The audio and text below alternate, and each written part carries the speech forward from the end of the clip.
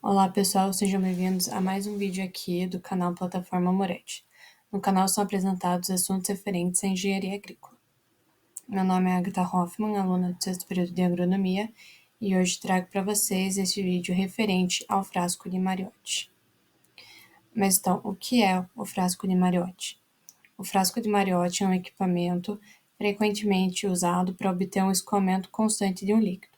Seu nome é uma homenagem ao físico francês Edmond Mariotti, mas o projeto do frasco realmente foi relatado apenas em 1934 por McCarthy.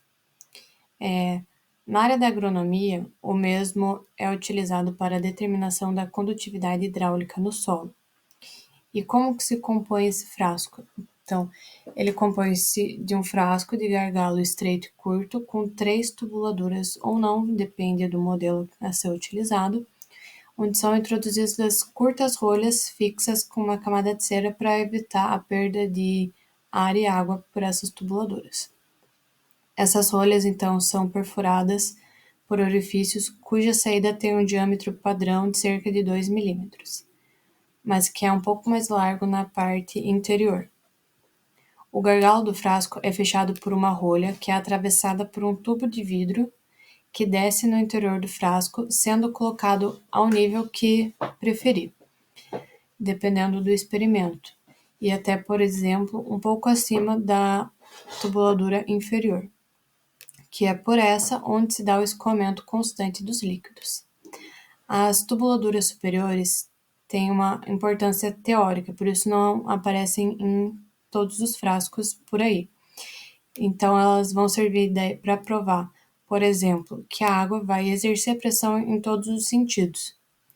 E com esse frasco também a gente consegue mostrar o escoamento constante de um gás. Mas como que funciona então o frasco de Mariotti? Com essas imagens aqui eu vou tentar explicar para vocês. Bom, como mostrando na imagem A, inicialmente todos os 3 pontos de tubuladura são mantidos fechados. Um tubo vertical, então, é inserido no frasco através dessa rolha hermética.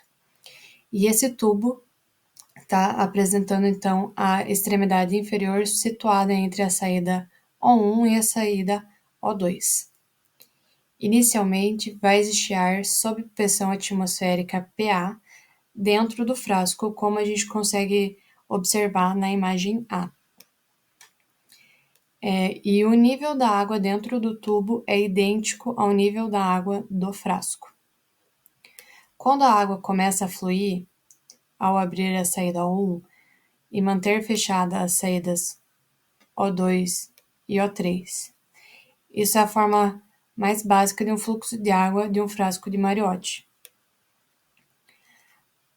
Ao nível da extremidade inferior do tubo vertical, então vai haver uma pressão P, onde ρ é igual à densidade da água, G vai ser a aceleração devido à gravidade, H é a distância entre o nível da água no frasco e a extremidade inferior do tubo, e PL é a pressão do ar acima do nível da água perto do topo do frasco, como a gente consegue observar ali na imagem B.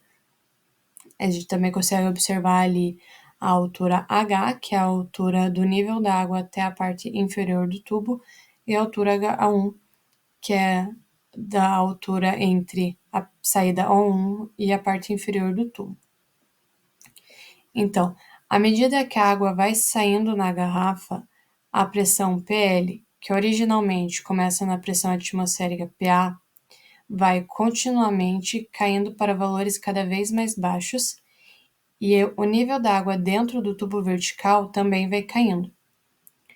Quando o PL atinge o valor crítico, a pressão P na extremidade inferior do tubo torna-se igual a PA, e o nível de água dentro do tubo terá atingido o fundo, na extremidade do tubo, como a gente pode observar na imagem B, que já não existe a água dentro desse tubo vertical. A gente consegue observar, então, que H não é constante nesse processo, mas que diminui porque o nível da água no frasco cai enquanto a água sai. À medida que mais água sai da garrafa em O1, bolhas de ar vão começar a escapar do fundo do tubo e subir até o topo do frasco, como a gente consegue também observar na imagem B. O efeito desse processo de borbulhamento serve para manter, então, o PE igual a PA. Assim, vai haver, então, uma pressão constante de ρgH1, que é mantido pela saída O1, de modo com que a velocidade da água que escapa vai ser dado também por uma equação, que é, então, a velocidade igual a raiz de 2 vezes a gravidade por H1, que a gente pode observar ali na imagem B. Então, esse é o funcionamento básico de um frasco de Mariotti. Não irei me estender às saídas O2 e O3, porque já parte para uma parte mais teórica de explicação e não convém a parte nossa agronômica. Mas então, quais são as aplicações na agronomia? Então, como a gente consegue ver na imagem do slide, vai ser principalmente usado para a determinação da condutividade hidráulica do solo, mas também serve para outros experimentos já vistos na literatura, como quando foi feito o uso dos mesmos para manter um fluxo constante em amostra de manipoeira, em colunas de solo, a maneira de definir os coeficientes de dispersão e difusão dessa água no solo. Também utilizaram-se desse mesmo experimento de maneira a preservar um fluxo constante de água residuária do café conilon em colunas de solo. E ainda avaliaram também os parâmetros de transporte de íons em águas de reuso, como fator de retardamento e coeficiente de dispersão e difusão. Então, a gente não precisa necessariamente usar o frasco de Mariotti apenas para determinação da condutividade hidráulica. A gente consegue usar em outros tipos de experimento.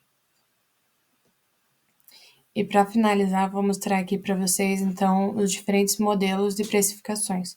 Como eu já falei anteriormente, existem tubos que vão ter 3 tubuladuras de saída, mas não necessariamente todos. Eles são até um pouco mais difíceis de se encontrar, já que as tubuladuras superiores servem mais para uma parte teórica, como eu já falei. Os modelos mais comuns de se encontrar são esses que eu estou mostrando no slide. E eles variam de capacidades de 500 ml até 20.000 ml.